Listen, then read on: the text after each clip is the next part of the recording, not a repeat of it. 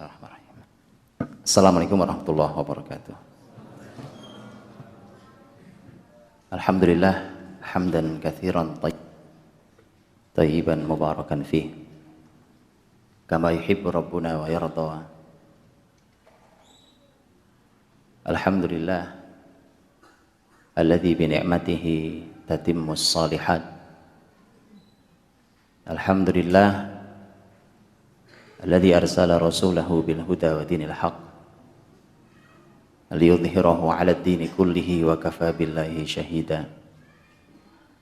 Asyhadu an la ilaha illallah wahdahu la syarika lah wa asyhadu anna Muhammadan 'abduhu wa rasuluh.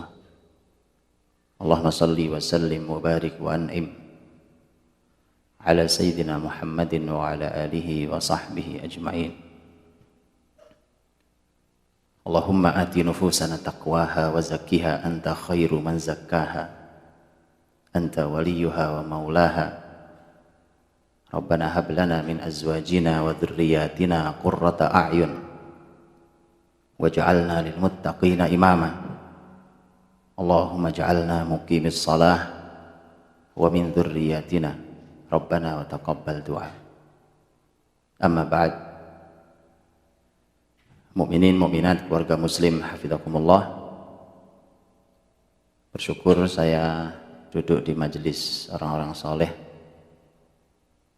keberkahan untuk semua yang hadir di majelis orang-orang baik di tempat terbaik di muka bumi ini, di Baitullah.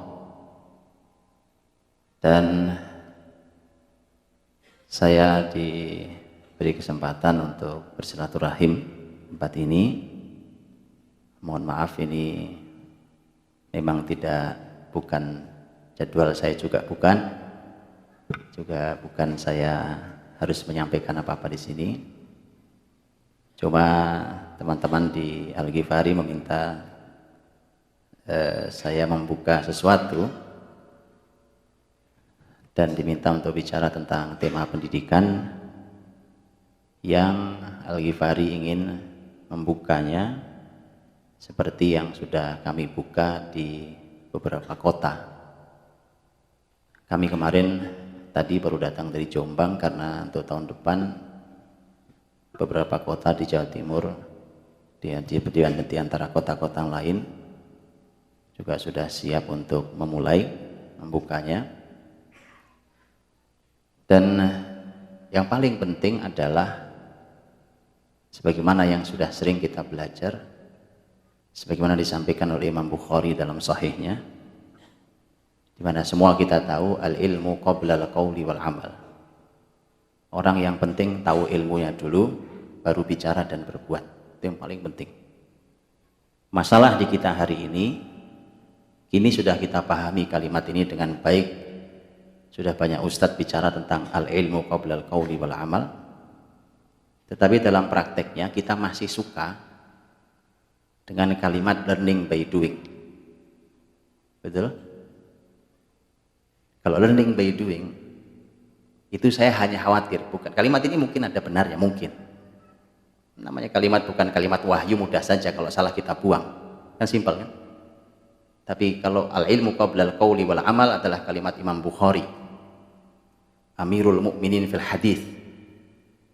Dan beliau memberi judul bab untuk hadis Nabi sallallahu alaihi wasallam. Tapi kita ini senangnya learning by doing, atau lebih parah lagi try and error. Sering try dan akhirnya error semua. Itu yang terjadi. Bayangkan kalau itu anak kita, Pak. Seperti Pak Ahmadi umpamanya, hafizahullah. Beliau dengan sudah jenggot putih sebagai ayah saya gitu ya. Seusia ayah saya, Masya Allah. Beliau sudah sampai cucu sekarang generasinya. Di saat inilah kita bisa bertanya ke beliau, bagaimana rasanya sekarang sudah punya cucu, itu kemudian dengan hasil pendidikan beliau pada anak-anaknya, sekarang sudah sampai level cucu. Maka anak kita bukan kelinci, Pak. Kelinci percobaan maksud saya. Anak kita anggap kelinci percobaan. Menguji coba konsep baru yang diuji coba yang belum tentu berhasil. Saya sudah sangat sering diskusi dengan orang-orang pendidikan. Bertahun-tahun saya diskusi. Dan ternyata saya pernah membuat satu pertemuan seminar bersama salah seorang dokter sekolah pendidikannya sampai ke Australia. Ternyata beliau ini menyampaikan kurikulum pendidikan abad 19 beda dengan abad 20. Bukan cuma kurikulum, metode pendidikannya. Apa anak kita kelinci percobaan? Itu masalahnya. Sudah begitu dua-duanya teorinya dari orang kafir pula. Lebih serem lagi, Pak.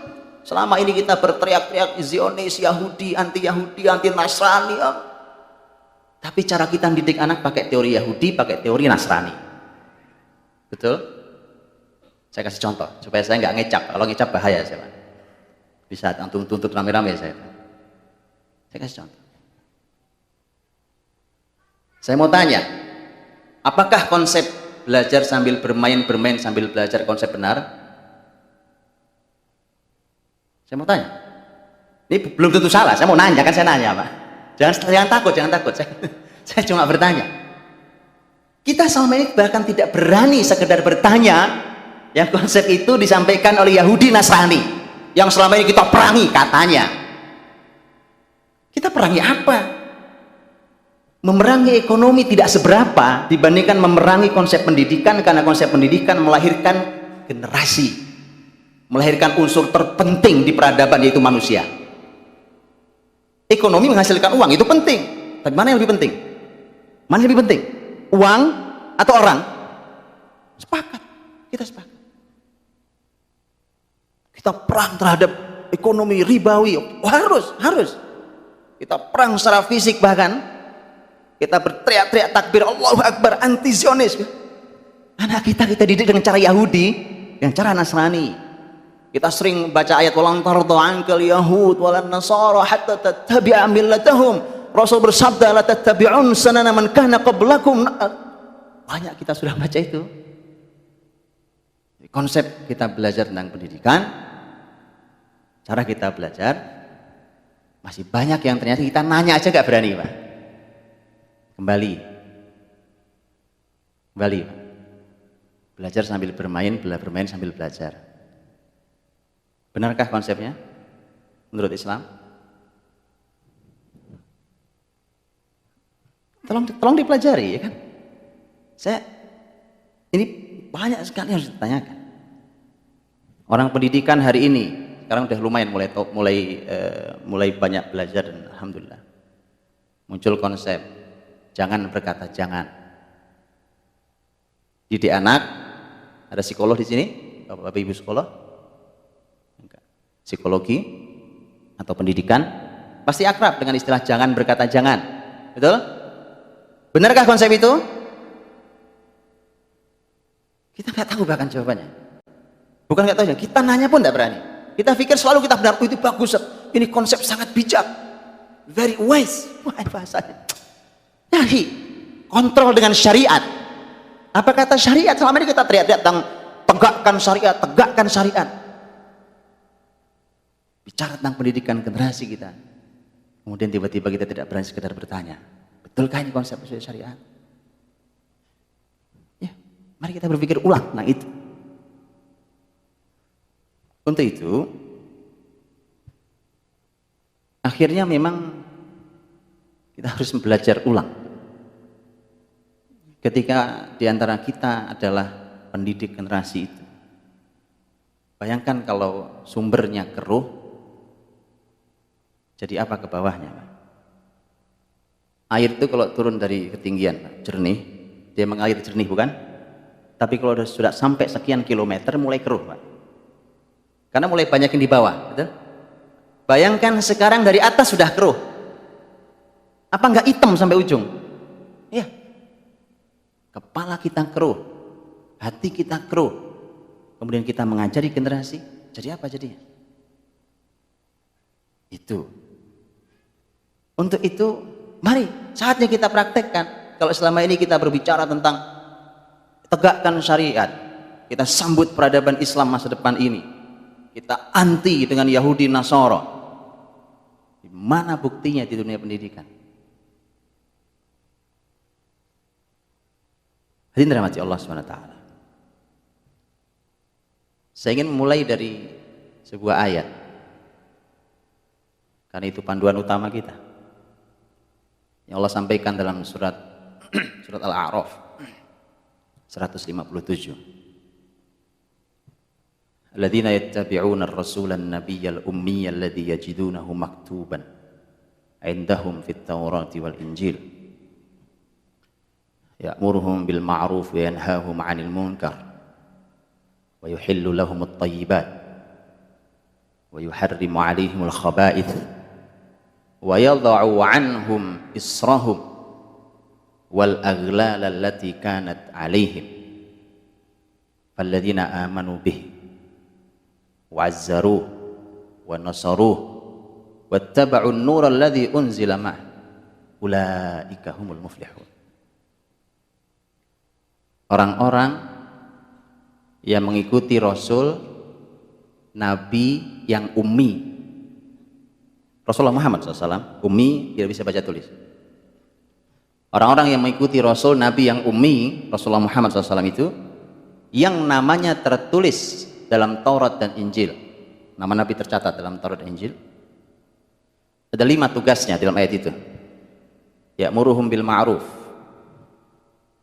memerintahkan yang ma'ruf, wa yanhahum 'anil munkar, mencegah yang mungkar, wa yuhillu lahumut thayyibat, menghalalkan yang baik-baik, wa yuharrim 'alaihimul khaba'ith, mengharamkan yang tidak baik, wa yadha'u 'anhum israhum wal aghlal allati kanat 'alaihim, dan melepaskan, meletakkan, menghilangkan belenggu yang membelenggu mereka dahulu. Ini maksud adalah syariat yang mudah. Karena syariat Nabi Muhammad SAW syariat yang mudah. Berbeda dengan syariat sebelumnya. Bukan begitu? Kalau kita baca surat Al-Baqarah, bagaimana cara taubatnya orang-orang yang menyembah sapi, patung anak sapi zaman Nabi Musa? Dan surat Al-Baqarah, kan kaum Nabi Musa begitu ditinggalkan menyembah patung anak sapi.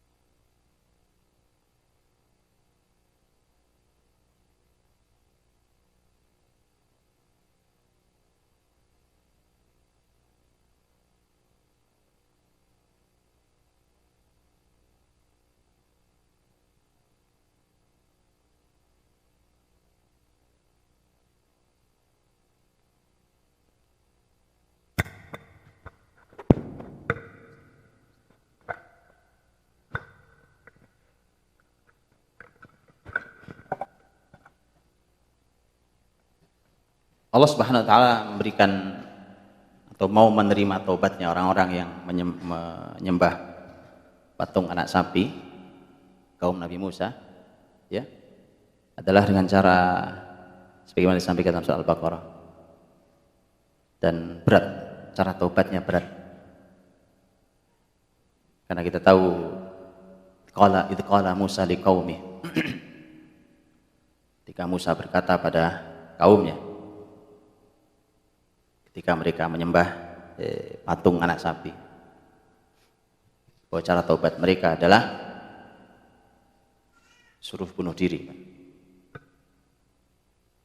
Suruh bunuh diri. Faqtulu anfusakum dzalikum khairul lakum 'inda bari'ikum fataba 'alaikum. Suruh bunuh diri baru Allah terima taubatnya. Kalau sekarang ada orang berbuat kemusyrikan, itu kan kemusyrikan. Kalau ada orang berbuat kemusyrikan, cara taubatnya bunuh diri atau tidak? Makanya syariat Nabi Muhammad itu melepaskan belenggu yang dulu menyulitkan, mengikat mereka. Apalagi hadis Nabi yang sahih, utitu khamsan lam yu'tahunna nabiyyun qabli. Aku diberikan 5 hal yang tidak diberikan kepada nabi sebelum aku. Itu juga luar biasa. Baik, itu sudah Bapak Ibu sering dengarkan. Artinya, betul Pak, dia meringankan. Syariat Nabi Muhammad syariat yang meringankan. Falladzina amanu bih wa 'azzaruhu wa nasaruhu wattaba'un nur alladzi unzila ma'. Orang-orang yang beriman kepadanya, mendukungnya, menolongnya, dan mengikuti cahaya yang diturunkan kepadanya. Bahasa Quran luar biasa. Dari kalimat itu, beriman, mendukungnya, menolongnya, mengikuti cahaya. Cahaya yang dimaksud adalah Al-Quran yang diturunkan kepada Nabi Muhammad SAW. Ulaika humul muflihun. Mereka lah orang-orang yang muflih. Mereka orang yang akan menang.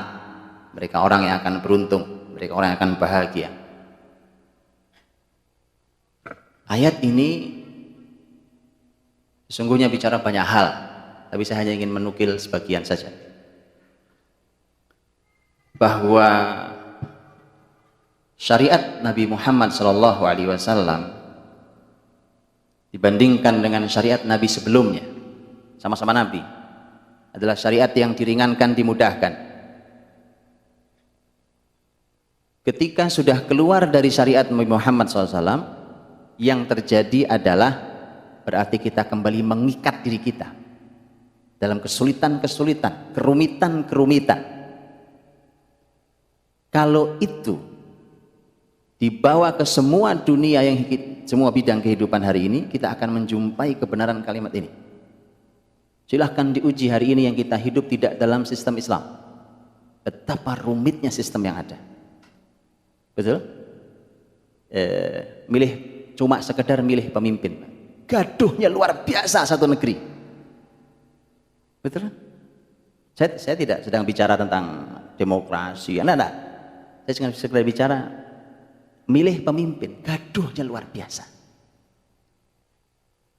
Sekarang pemimpin sudah kumpul di Senayan, rapat sampai subuh, kan itu kan? Hanya untuk menentukan 5 orang yang duduk di depan. Subhanallah. Kembali ke konsep Rasul, antum akan jumpai betapa mudahnya, betapa sederhananya. Betul kan? Rasulullah SAW ke Abu Bakar, semua sahabat sepakat. Sahabat-sahabat ketika rapat di Saqifah Bani Sa'idah, rapat menentukan sahabat Abu Bakar radhiyallahu anhu. Begitu rapat menentukan Abu Bakar, simple bahasa mereka. Siapa yang berani memimpin? Abu Bakar masih hidup. Orang yang disepakati karena Nabi sering memberikan isyarat. Nabi tidak pernah nunjuk Abu Bakar jadi pemimpin setelah saya, tapi sering memberikan banyak isyarat bahwa setelah saya adalah Abu Bakar. Orang nomor 2 setelah Nabi adalah Abu Bakar. Sederhana. Ya sudah, nggak ada yang berani. Ya sudah, kita angkat Abu Bakar, kita baiat tangannya. Abu Bakar meninggal, dia pesan, saya tunjuk Umar. Itu mimpin negeri lebih luas dari Indonesia. Supaya antum tahu. Jangan antum pikir itu mimpin satu Madinah. Jangan antum pikir itu. Zaman Umar radhiyallahu anhu, wilayah kekuasaan muslimin sudah masuk di bagian timur utara, seluruh Romawi timur, sebagian Romawi timur, Persia, seluruh Persia, sampai menjelang di seluruh wilayah bekas jajahan Soviet itu. Terus sampai menyeberang Laut Merah, masuk ke Mesir, sampai ke ujung Tripoli, Libya. Jadi jangan antum pikir itu Indonesia luas, Pak. Artinya tidak ada kegaduhan. Begitu Umar wafat, kata Umar, saya tunjuk 6 orang. 6 orang. Yang milih 6 orang, yang dipilih 1 dari 6 orang. Simple. Bahkan masa kegaduhan, saat Khalifah Utsman meninggal. Khalifah Utsman meninggal, kezaliman para pemberontak itu, saat kegaduhan itu, bahkan naiknya sahabat Ali bin Abi Thalib menjadi khalifah setelah Utsman, tidak ada kegaduhan. Naiknya beliau di baiat di Masjid Nabawi, tidak ada kegaduhan. Konsep itu, asal bukan dari konsep Rasul, pasti sangat rumit. Kembali ke dunia pendidikan. Kita bicara pendidikan hari kita.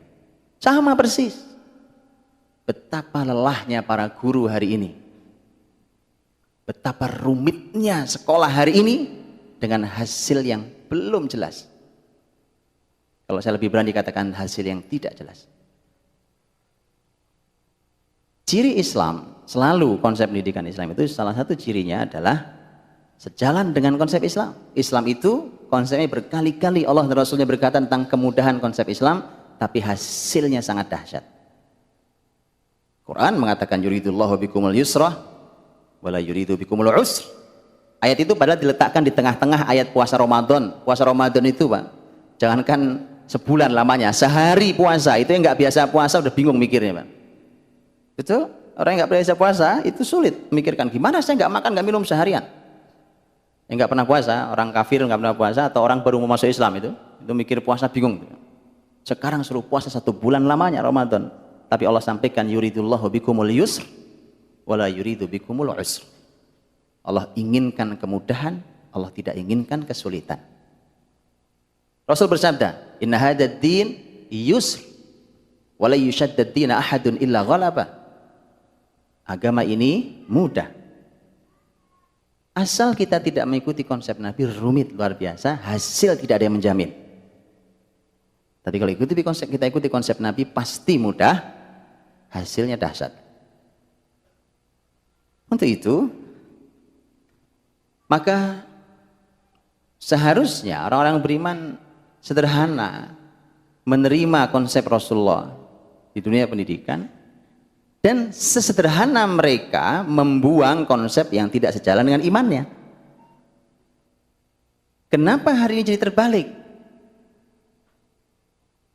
Kita kalau disodori ayat atau hadis, kita berkata ini mungkin ada tafsir lain, Pak, mungkin. Betul. Saya diskusi, ini Masya Allah, ini seorang ini ceritanya ini beliau orang pendidikan, muslim taat. Dia sedang mengkritisi dunia pendidikan hari ini, jadi saking, tapi begitu disodori ayat juga bingung juga. Bingung juga, Pak. Ayatnya disodorkan adalah idz qala Luqmanu libnihi wa huwa ya'idhuhu ya bunayya la tusyrik billah inna syirka la dzulmun adzim. Ketika Luqman berkata pada anaknya, sementara Luqman sedang menasihati anaknya, dalam nasihatnya Luqman berkata, nak, jangan berbuat kemusyrikan. Kemusyrikan dosa yang besar. Saking itu orang terbelenggu dengan jangan berkata jangan, gitu. Akhirnya dia bilang, ini terjemahannya jangan pakai kata jangan. Coba bayangin coba. Saking susah menerima syariat Allah itu susah sekali. Kenapa? Karena ada penelitian yang kalau kata jangan itu negatif di otak anak-anak, di hati anak-anak akan malah bukannya positif. Seterusnya dengan teori otak ini, otak kanan, otak kiri, otak depan, otak belakang, otak dia bahas. Muter-muter kan itu, Pak. Teori paling hebat hari ini adalah teori otak. Cuma itu doang, paling hebat. Paling hebat itu teori, dianggap paling hebat. Teori otak dan teori usia perkembangan anak ini dianggap paling hebat. Ya. Jadi bingung. Terus bagaimana dong, Pak? Kalau ini kan kata-katanya ya bunaya lah kan jangan, tahu kita ya kan? La tusyrik billah. Begini cara terjemahinnya. Wahai anakku, usahlah. Antum aja ketawa coba. Antum yang orang Indonesia aja ketawa. Mas, ini bahasa Arab, bukan bahasa Melayu. Kalau la dalam bahasa Arab itu cuma ada 2. La nafiyah dan la nahiyah. Ini bahasa Arab, ini bahasa Arab Quran kita, bukan bahasa Melayu. Ente puter-puter di bahasa Indonesia, bahasa Melayu enggak. Ini bahasa Arab. La itu cuma 2, ada la nafiyah, la nahiyah. La nafiyah itu meniadakan, negatif, mengatakan bukan. La nahiyah itu artinya jangan. Itu. Lihat, Pak, saking orang susah menerima syariat Allah. Selama ini kita teriak-teriak kan, syariat Allah, syariat Allah. Kita susah menerima syariat Allah. Hal yang sama di dalam apapun. Saya kasih contoh. Ini di Indonesia sudah dilawan secara konstitusional. Nabi kita bersabda, Rasul kita bersabda, yang katanya teladan kita, bersabda, "Alikus saut fa innahu lahum adaba." Kata Nabi, gantungkan cambuk. Itu yang akan menjadikan anak-anakmu beradab. Ayo. Ahli pendidikan sekarang angkat tangan, tanggung jawab sekarang. Angkat tangan. Psikolog, angkat tangan. Silakan, angkat tangan. Tanggung jawab tentang ini konsep Nabi kita, bukan? Kita muslim, kita ngaji di rumah Allah. Rasul sampaikan ini. Saking susahnya menerima, diputar lagi, Pak. Mungkin ini Ustaz, mungkin ya. Begini Ustaz maknanya nih. Ini bahasa Arab, Mas. Ada yang di sini banyak Ustaz bisa bahasa Arab. Aliku, ta'alik artinya gantungkan. As-saut dalam bahasa Arab, sauto dalam bahasa tidak ada makna lain kecuali cambuk. Mau antum terjemahin apa lagi? Gantungkan cambuk. Fa innahu lahum adaba. Itu akan membuat anakmu beradab. Tapi Bapak Ibu tolong ini jangan dibawa pulang hadisnya. Karena saya belum jelaskan utuh. Nanti saya di demo sama orang Malang. Pulang sampai bandara ditangkap polisi istri. Gara-gara Pak Budi terjadi kekerasan dalam rumah tangga. Ilmunya belum. Saya cuma ingin cuplikkan karena ini ada konsepnya sendiri. Ada konsepnya sendiri. Ketika Nabi mengatakan, "Muru auladakum bis shalah wa hum abna 7 sinin wadribuhum 'alaiha wa hum abna 10 sinin." Perintahkan anakmu salat usia 7, pukul usia 10 kalau belum salat. Mukul anak umur 10 tahun itu pelanggaran HAM. Oh iya. Guru melakukannya yakin masuk penjara. Betul? Ya. Bagaimana kemudian hari ini kita berteriak-teriak tentang syariat Allah? Ini syariat Rasulnya. Syariat Rasulnya. Semua kita tahu hadis ini, bukan? Ya. Memukul ada aturannya. Cambuk ada aturannya. Aturannya detail. Bukan malam ini saya bahasnya. Makanya saya bilang jangan dibawa pulang hadis ini.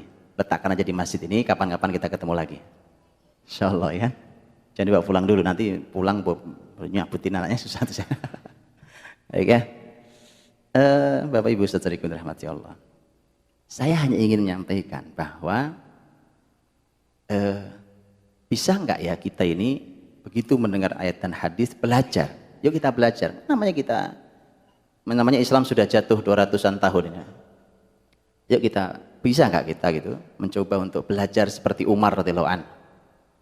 Gitu kan Nabi mendengarkan Nabi mengatakan gantungkan cambuk, Umar ke pasar beli cambuk, Pak. Nggak pakai mikir. Itu kira-kira analisanya apa, hikmahnya apa, nggak pakai mikir. Tadi orang-orang yang beriman mendukungnya, menolongnya, mengikuti cahaya yang diturunkan pada Quran cahaya. Nggak percaya? Itu masalah kita nggak percaya. Makanya kita tawar, usahlah. Tadi itu saking nggak percayanya kalau Quran cahaya, ya kan? Bisa nggak gitu? Umar pergi ke pasar beli cambuk, gantung di temboknya, diumumkan. Kau lihat cambuk itu pada anak-anaknya. Kau lihat cambuk itu yang akan membuat kalian beradab. Simple Pak. Bisa nggak? Hasilnya antum lihat, hasilnya Abdullah bin Umar radhiyallahu an, betul? Salah satu putra beliau dan putra-putra beliau yang lain. Dahsyat hasilnya. Salah satunya Ummul Mukminin, Hafsah radhiyallahu anha. Gimana bisa nggak ya? Nggak nawar gitu bisa kira-kira. Bahkan kita beriman tanpa bukti. Hari ini kita beriman masih perlu bukti, Pak.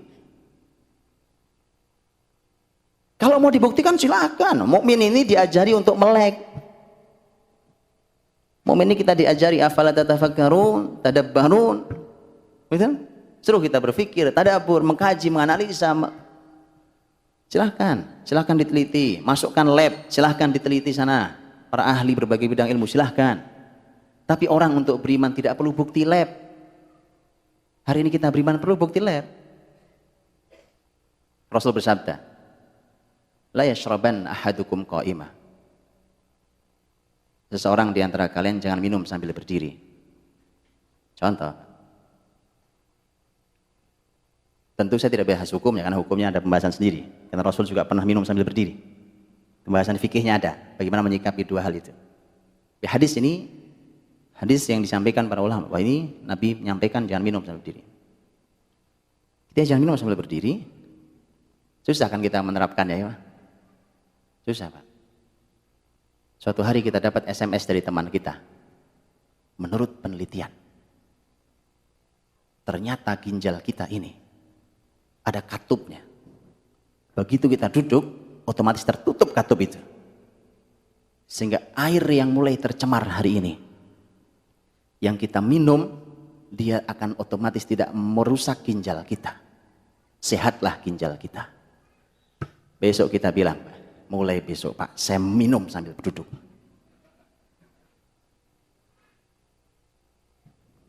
Allah berfirman, Ya ayyuhal muzammil, qumil laila illa qalila, nisfahu aw inqus minhu qalila aw zid alaihi wa rattil Qur'an tartila. Tentang qiyamul lail. Wa minal laili fatahajjad bihi nafilatan lak. Betul? Asa yab'atsaka rabbuka maqaman mahmuda. Tahajud.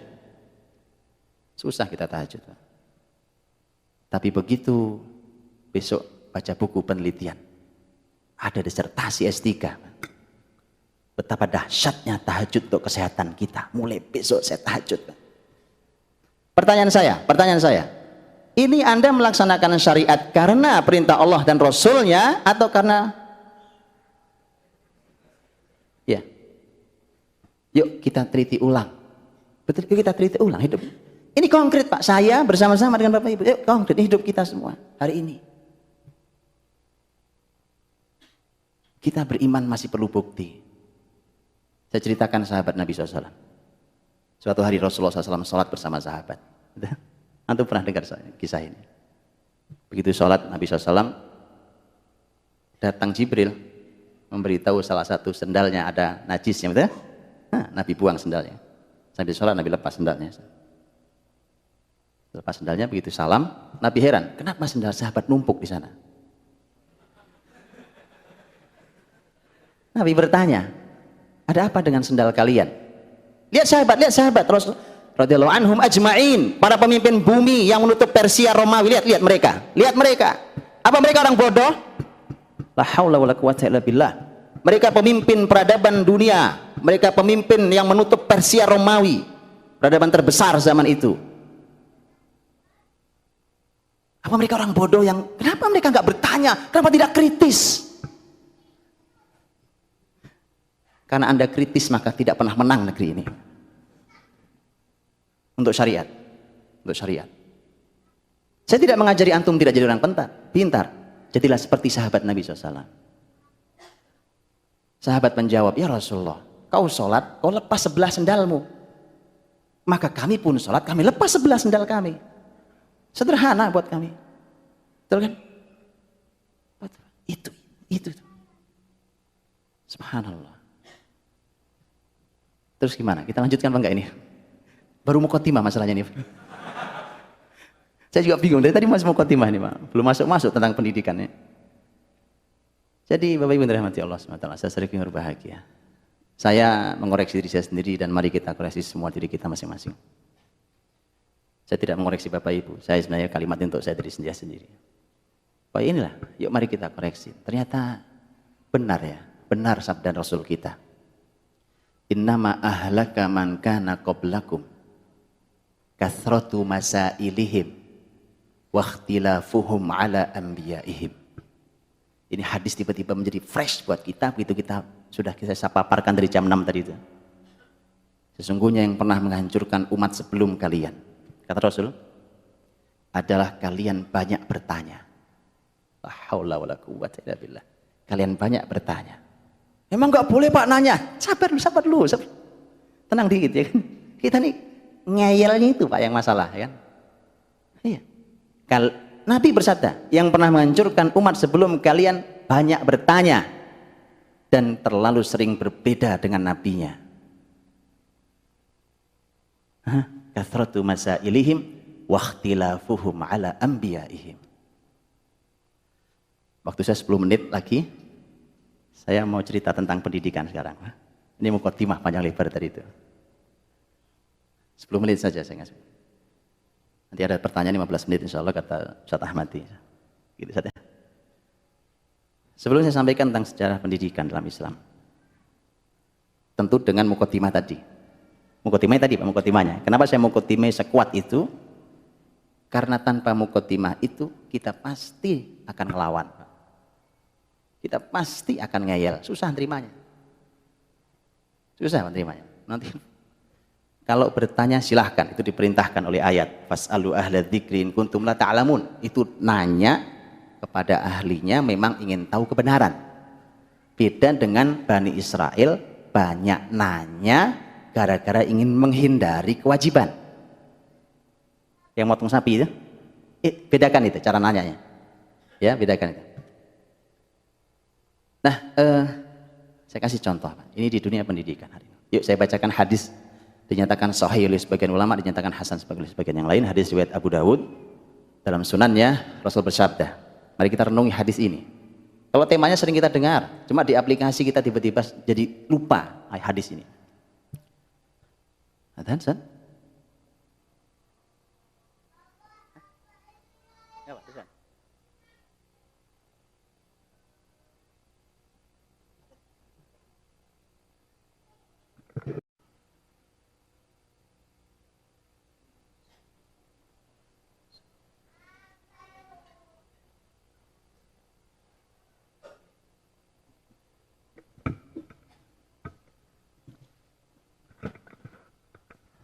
Alhamdulillah, salatu wassalamu ala rasulillah wa ba'd.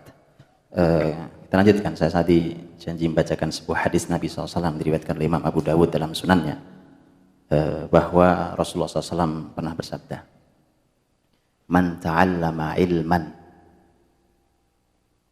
mimma yubtagha bihi wajhullah la yata'allamuhu illa liyusiba 'aradan minad dunya lam yajid 'urfal jannah. Hadis sahih. Siapa yang menuntut sebuah ilmu, belajar sebuah ilmu yang seharusnya niatnya ikhlas karena Allah, tapi ternyata dia belajar karena ingin mendapatkan dunia, maka dia tidak akan pernah mencium aroma surga. Yuk kita bawa hadis ini pada aplikasi kita sekolah sekarang. Kalau orang tua memilihkan anaknya sebuah kampus, kau sekolah di sini nak, kau sekolah kampus di sini nak, apa pertimbangannya?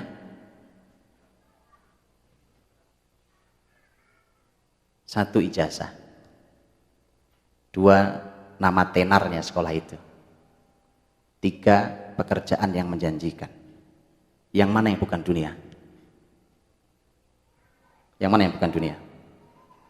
Semua dunia. Lam yajid 'urfal jannah. Hadis sahih, bukan lagi dari Sunan Abi Dawud. Ya, saya tidak tahu bagaimana nih untuk kita hari ini. Kehidupan ini sahih.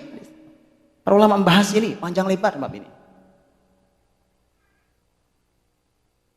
Syekh bin Baz rahimahullah taala ketika ditanya tentang hadis ini, pertanyaannya begini, saya ini kan belajar memang ingin kerja.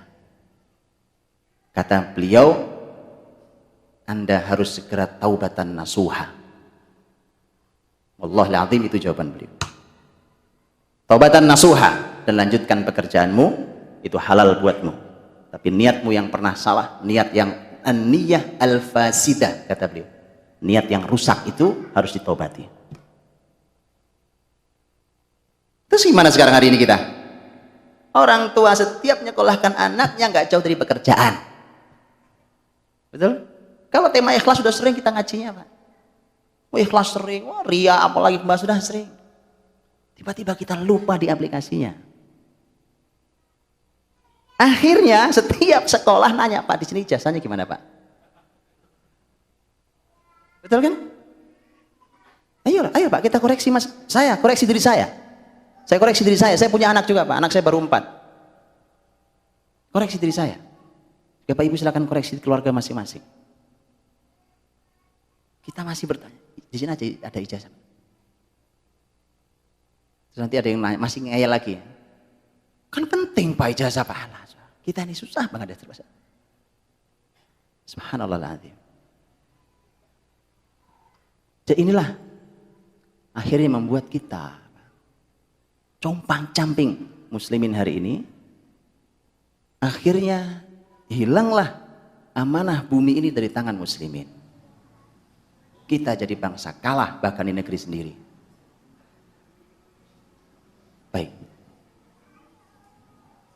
Di jam saya 4 menit lagi, di situ tinggal 2 menit lagi. Belum masuk juga saya lihat tadi saya. Begini, sedikit saya sampaikan tentang bagaimana, saya cuma cuplik-cuplik. 4 menit ya, 4 menit. Bahwa konsep di pendidikan Islam,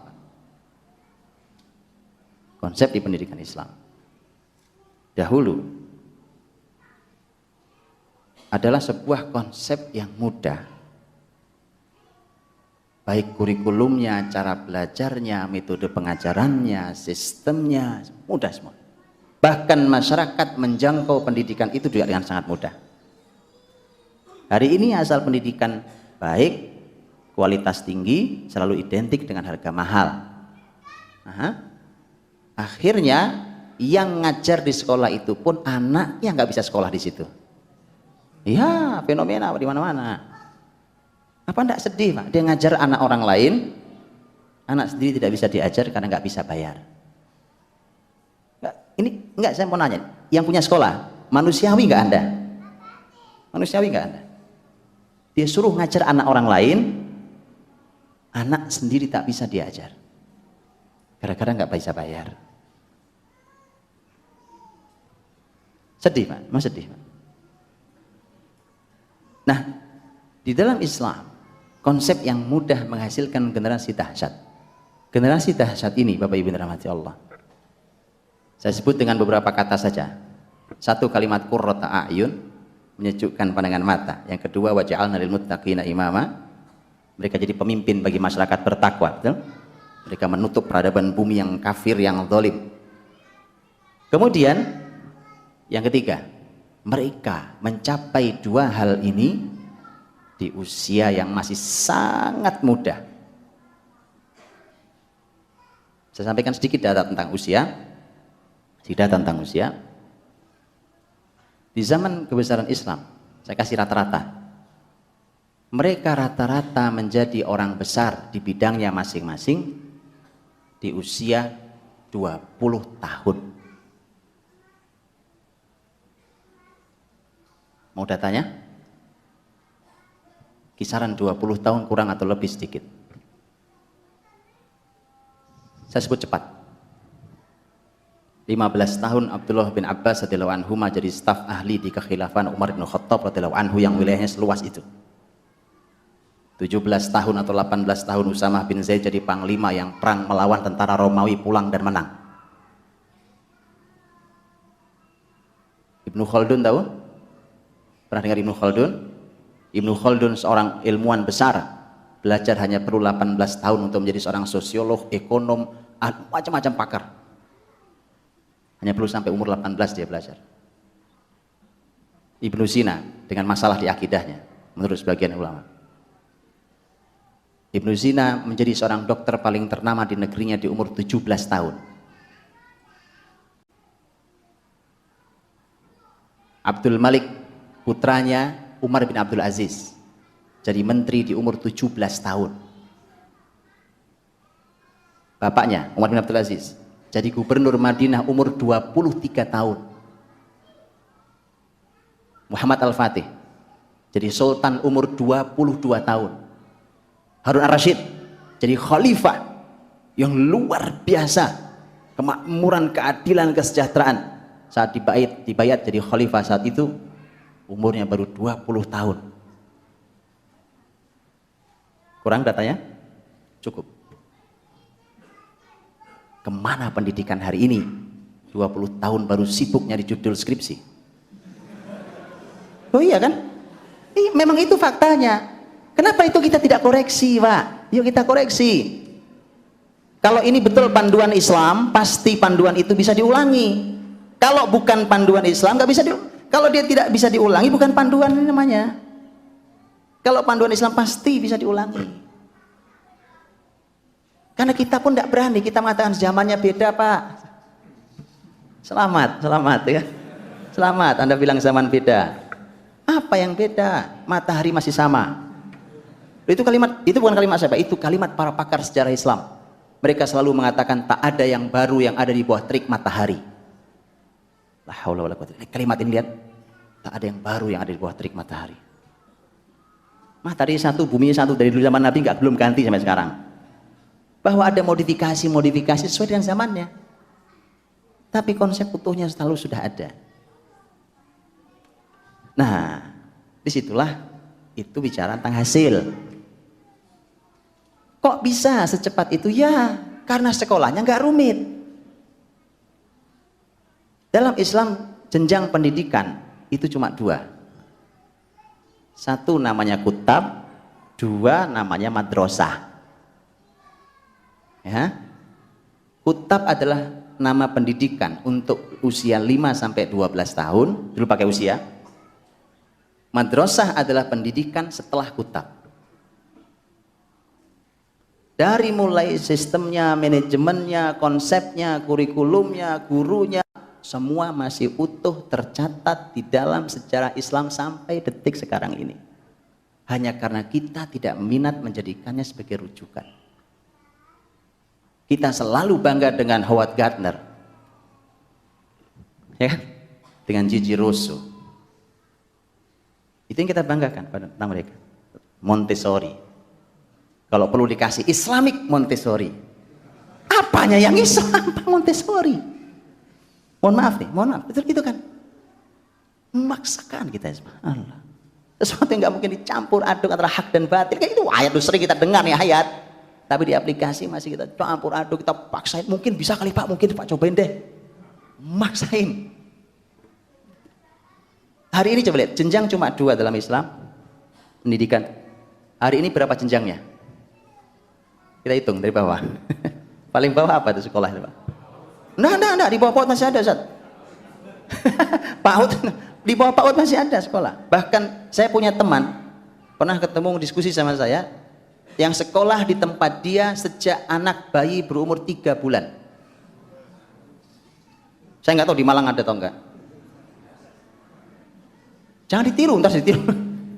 Ini sedang dalam proses. Lihat. Jenjang berapa coba? Makanya kita ini sekolahnya kelamaan. Betul, sekolah kelamaan. Yuk kita pikir ulang sekarang. Kita ini sudah boros kurikulum, boros waktu, boros usia, boros tenaga, boros potensi harta, boros semua. Kita mubadir, dan memang ini konsep mubadir. Innal mubadzirina kanu ikhwanas syayatin. Nah, bagaimana dan seterusnya silahkan dipelajari. Dalam sejarah pendidikan Islam, semua masih tercatat utuh konsepnya. Dengan kemampuan yang terbatas kita hari ini, dengan sudah lamanya terkubur, bahkan mungkin kita baru dengar sebagian kita malam ini tentang kata kutab. Kalau madrasah kita udah sering dengar, di Indonesia pakai kata madrasah. Kutab kita bahkan baru dengar, padahal itu yang menghasilkan semua orang besar dalam sejarah Islam. Mungkin kita baru dengar hal ini. Sudah, karena kita baru dengar, udah kelewat waktu saya. 5 menit, mohon maaf. Saya tutup. Karena kita inilah maka pelajari. Kita pelajari tentang konsep-konsep kita ini, konsep Islam ini punya, dan yang membuat kita tidak bisa melaksanakannya adalah satu kalimat yang tadi sudah saya katakan, ini zamannya berbeda. Itu yang membuat kita tidak bisa melaksanakannya. Wallahu a'lam bishawab. Assalamualaikum warahmatullahi wabarakatuh.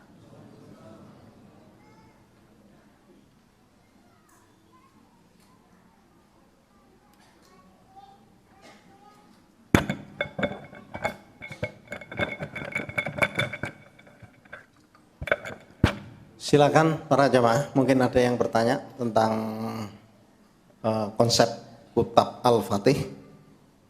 Dipersilakan. Waktunya 2 pertanyaan aja. Silakan Bapak, maju aja Pak. Ini Pak. Ya. Yang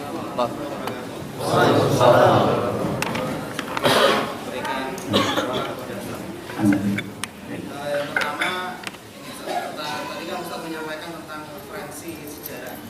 Mungkin bisa dibagikan kepada kita referensi sejarah apa saja yang mungkin bisa kita ambil yang terkait dengan pendidikan Islam. Terus untuk yang kedua ini, aplikasi realnya kan nggak ada, perlu di zaman sekarang saat ya. Ketika kita menghadapi anak-anak yang mungkin masih kecil, ini mungkin salah konsep gitu ya, mungkin diluruskan. Yang saya pahami adalah ketika kita menerapkan itu kan ada mungkin konsep campur, ketegasan, kan ada itu. Nah, kalau kita mungkin terapkan seperti itu kok anak-anak agak sulit, artinya mereka cenderung takutnya luar biasa dan larinya luar biasa. Nah, gimana untuk konsep sebenarnya kutab? Ya Pak, insyaallah khair, mudah-mudahan Allah memberikan kemuliaan pada Bapak dan keluarga juga untuk kita semuanya. Pembahasan tentang kutab yang tadi, kalau masalah literatur sejarah Pak, sangat banyak, bahkan yang sudah diterjemah ke bahasa Indonesia juga sudah lumayan banyak. Di antara yang mau yang bukunya tapi agak tebal Pak, yang saya rekomendasikan di antaranya adalah, tapi ini buku ini tebal, cuma isinya muqaddimah semua.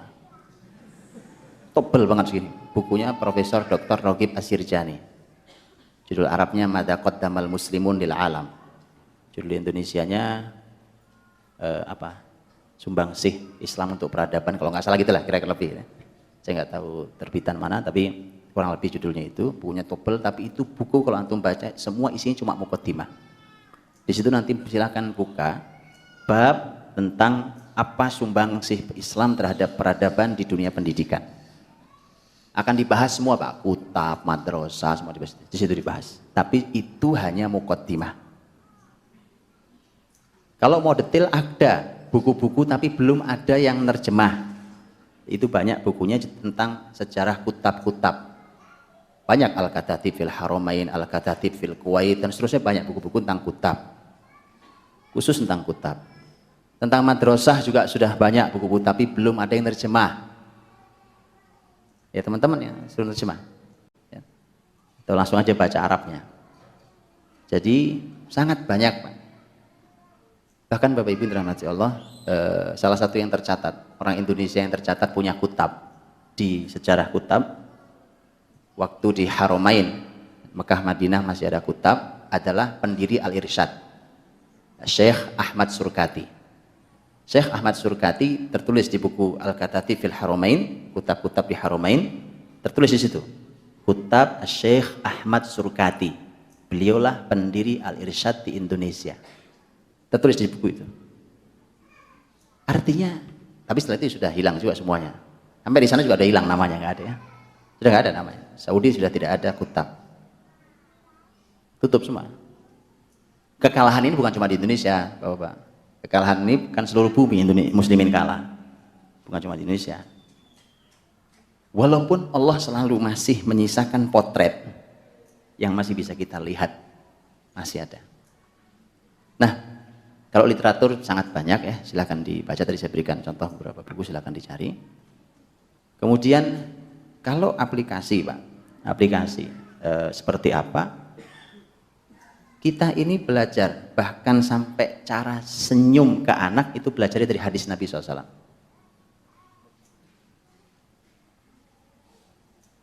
Kalau ketemu anak tuh, entah anak kita, entah anak orang lain, kita belajar dari Nabi. Kita belajar Pak. Dulu belajar begini nih Pak. Gurunya, mohon maaf kalau saya gurunya ya, duduk di kursi, muridnya duduk di bawah. Inilah dulu cara belajarnya sekolah-sekolah Islam dahulu. Kampus-kampus Islam dulu ya begini belajarnya. Apapun ilmunya, termasuk silakan cari ilustrasi-ilustrasi gambar, termasuk belajar ilmu kedokteran, belajar semua belajarnya. Begini belajarnya. Karena beda Pak rasanya. Ketika guru sejajar dengan guru lebih tinggi. Beda rasanya di muridnya, beda rasanya di gurunya. Itu hebatnya kebiasaan salafus soleh dahulu. Nah, termasuk tentang cambuk, Pak. Gitu ya. Karena kita nerima tanpa syarat, gitu ya, nerima syariat tanpa syarat, nerima kita beriman tanpa hikmah, pokoknya kita imani saja. Kita taruh cambuk-cambuk ditaruh, Pak. Tidak ada anak ketakutan, tidak ada anak trauma, tidak ada anak apal yang ditakutkan, anak yang akan cacat psikologisnya. Ada itu. Asal Anda tahu ilmunya dengan utuh. Jadi bagi saya katakan tadi, letakkan hadis di masjid ini dulu, jangan dibawa pulang. Asal Anda tahu ilmunya dengan utuh, maka tidak ada masalah. Tidak ada masalah. Belum lama saya mengisi pengajian di Jakarta di sebuah perusahaan otomotif besar. Ketika saya mengisi, diminta ngisi juga tentang parenting. Saya cuplik di antaranya tema ini, Pak. Ada seorang yang hadir dari ibu-ibu mengatakan, Ustadz, masalah mukul itu saat itu saya punya pengalaman buruk. Terus beliau bercerita tiga kisah yang tiga-tiganya anak menjadi trauma, malah mungkin jadi kasar gara-gara pernah dipukul oleh gurunya atau orang tuanya, bahkan benci pada orang tuanya. Panjang, dia nanya terus cerita tiga cerita kan panjang, Pak. Begitu saya jawab, saya bilang, karena ibu cerita tentang tiga cerita, saya jawab dengan tiga cerita juga. Fair kan? Salah satu ceritanya, alhamdulillah, saya bawa anak saya nomor 2. Waktu kemarin saya bawa anak saya nomor 2. Usamah namanya. Saya bilang ini live, saya bilang, teman-teman sampaikan, ini live. Ini anak saya di depan ini, boleh tanya ke dia. Sekarang akhirnya saya tanya langsung. Saya tanya, Usamah, pernah dihukum sama abimu? Pernah. Ya pernah. Terus saya bilang, kayak hadir. Nanti setelah ini, jangan saya yang nanya, kalau yang nanya nanti dia jawabnya mungkin Anda anggap tidak fair. Setelah ini temui anak saya ini, tanyakan pada dia, bencikah dia pada ayahnya ini? Ataukah dia sangat kagum pada ayahnya? Kadang-kadang mohon maaf Pak, Bu, itu kadang ngaji konsep begini ini kadang harus tantangan. Modelnya kayak begitu, jadi gak enak sebenarnya. Habis gimana lagi? Wong syariat ini kemudian susah untuk dipahamkan itu. Alhamdulillah anak saya bawa itu. Silahkan tanyain. Nah jadi asal tahu ilmunya utuh Pak, Masya Allah, disitulah cahaya itu. Itu cahaya. Bagaimana ilmu utuhnya segala macam, insya Allah kita pelajari lain waktu. Wallahu a'lam bishawab.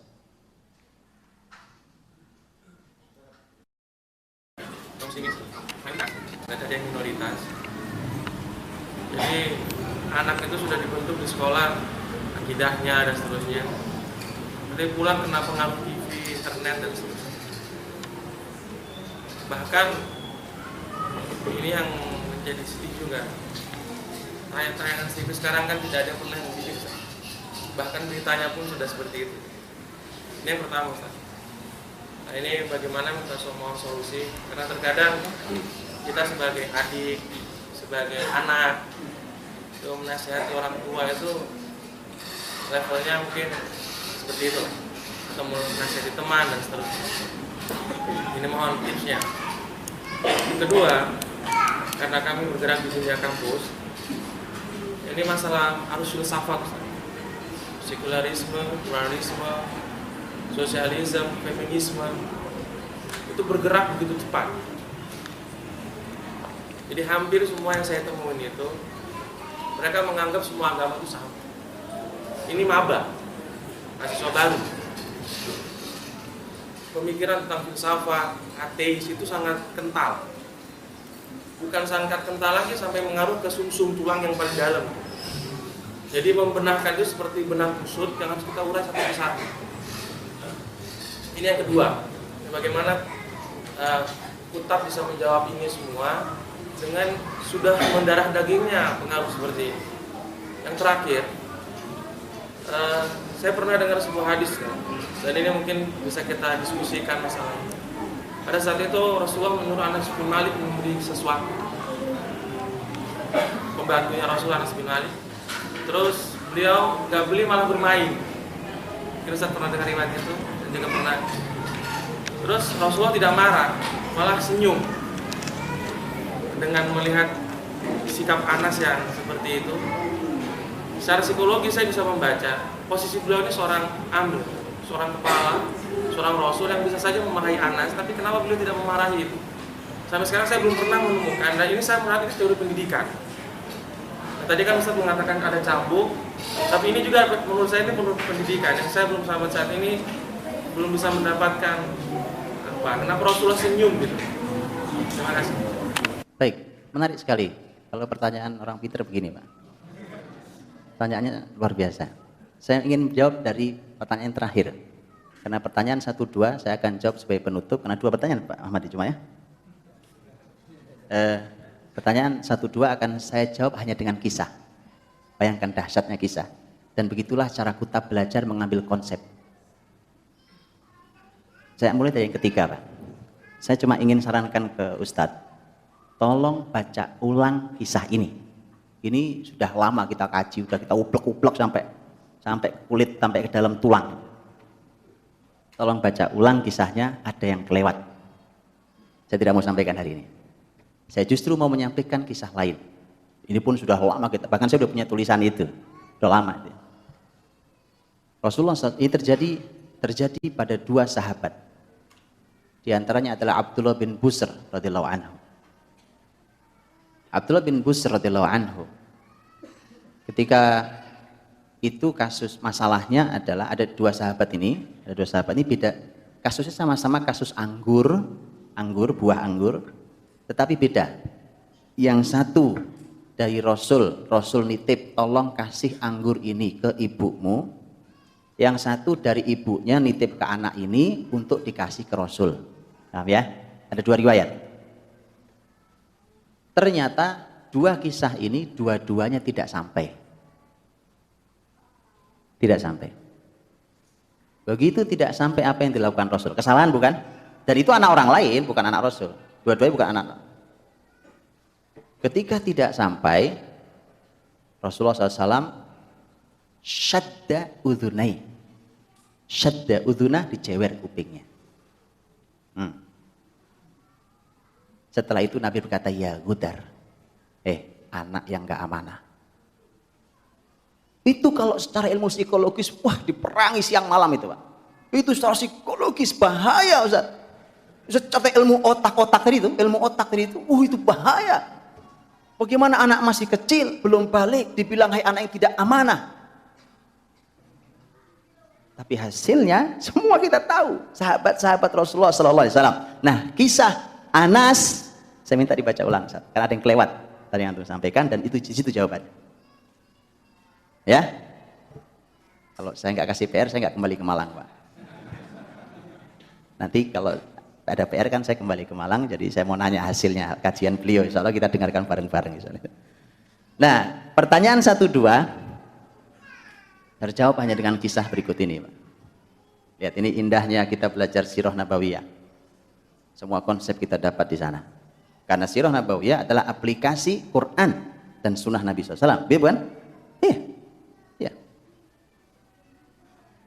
Rasulullah SAW mendidik para sahabatnya saat masih di Mekah. Di Mekah ketika itu kemusyrikan luar biasa, kezaliman luar biasa.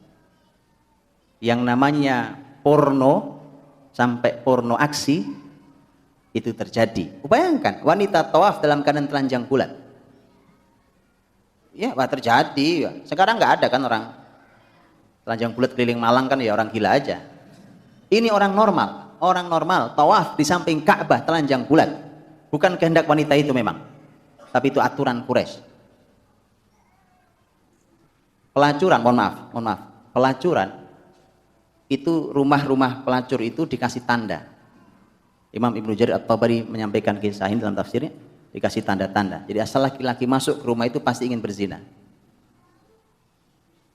Luar biasa, itu terpampang di hadapan keluarga-keluarga muslim. Pertanyaan saya, Apakah Nabi mendidik sahabat dengan diasingkan mereka ke padang pasir kosong, atau Nabi didik di tengah carut marut jahiliyah itu?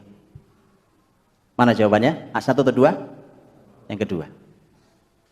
Mengapa Nabi berhasil? Jawabannya insya Allah lain waktu saya ke Malang lagi.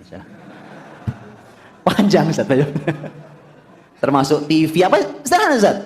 TV apa segala macam pengaruh tadi itu. Yang kedua tadi apa Ustaz? Apa yang kedua itu? Hah? Filsafat, persis sama dengan filsafat. Persis sama dengan filsafat. Apa Nabi SAW sibuk mengumpulkan sahabat untuk mengkaji konsep-konsep Romawi dan Persia? Yuk diskusi yuk sahabat, yuk diskusi nih bagaimana konsep pendidikan Persia Romawi, kita diskusikan habis-habisan. Apa begitu? Tidak. Quran memang ada ayat-ayat dalam Quran yang berbicara tentang perdebatan dengan ahlul kitab. Ya. Tapi subhanallah itu bukan konsentrasi besar dalam Quran. Silahkan, ada sebagian teman-teman, ini amal sangat mulia, silahkan. Sebagian teman-teman di antara kita memberikan ilmu kepada kita tentang rusaknya liberalisme, rusaknya sekularisme, rusaknya, silahkan. Itu penting, ilmu penting sekali. Tetapi anda seluruh muslimin sibuk hanya mengajarkan itu, nanti datang pemikiran baru bingung lagi. Datang yang baru bingung lagi. Karena kita belum tahu, wah ini baru nih Pak, kita nggak tahu sesat apa enggak ini ya.